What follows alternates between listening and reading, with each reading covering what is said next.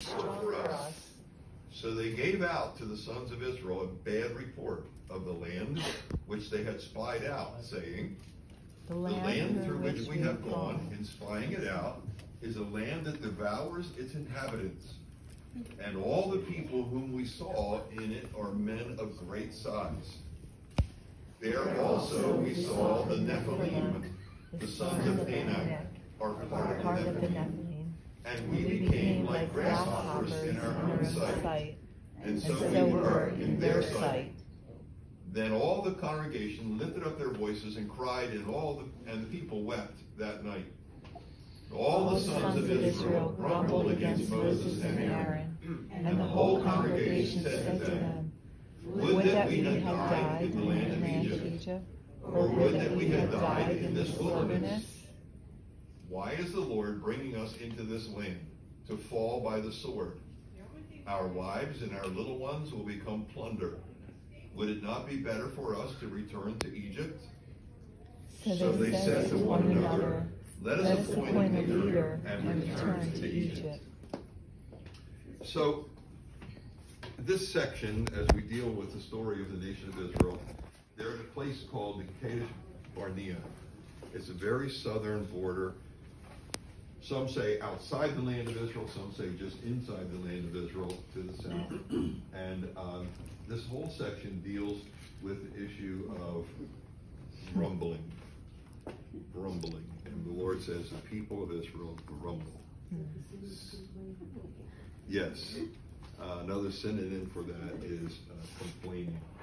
And so we're going to talk a little bit about that and how to overcome, how to avoid grumbling, because that's not something that should characterize us, right?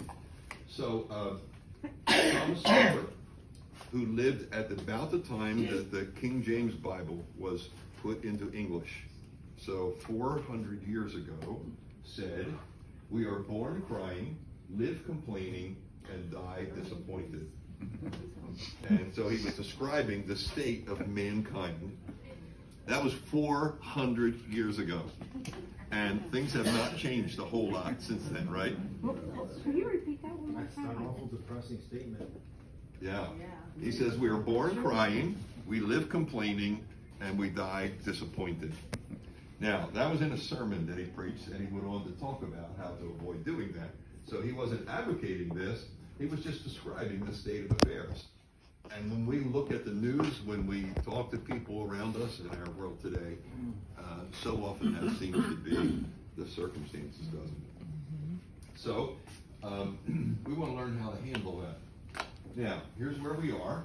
We have come to Kadesh Barnea. It's up here in the upper right-hand side of the map, somewhere in this area. Last week, we were here as we were talking about the story of Moses and him being criticized by Aaron and Miriam. We had come 3 days from Mount Sinai, and now the nation of Israel has traveled here. So after about a year at Mount Sinai, we have now reached the southern border of the land of Israel. Deuteronomy chapter 1 says it's an 11-day journey from Mount Sinai to Kadesh Barnea. And Deuteronomy is pointing out the fact, because this is written at the end of the wilderness wanderings, that what should have taken 11 days has taken them 40 years because of the very grumbling that we're going to study here. And so what Moses says in Deuteronomy after the fact is highlighting the distances involved here for their travel. All right? So we arrive at this place called Kadesh Barnea. It's in the southern border. It's on the border of the desert between the Sinai Peninsula and Israel. And Moses sends the 12 men, one from each of the tribes, up into the land of Israel to survey the land. And so here's a map of, we don't know exactly where they went, but they left Kadesh Barnea down here in the very lower end and traveled the distance of the land. The text tells us they went as far as Rehob and Labo Hamath. and that's up at the foot of Mount Hermon, which is the very northern border. The distance of that red line is approximately 150 miles, maybe 160 miles, depending on how they travel and so forth.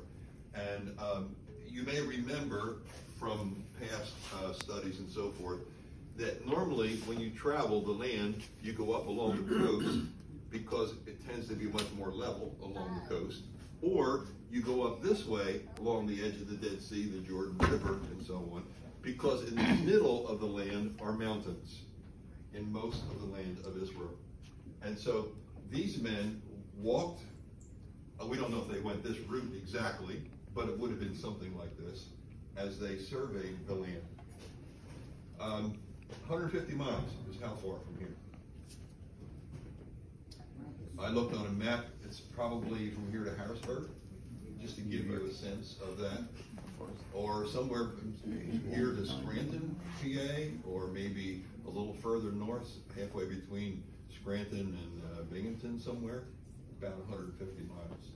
So these 12 men scouted this whole area up through the land and back. It says they spent 40 days walking through the land and surveying that land.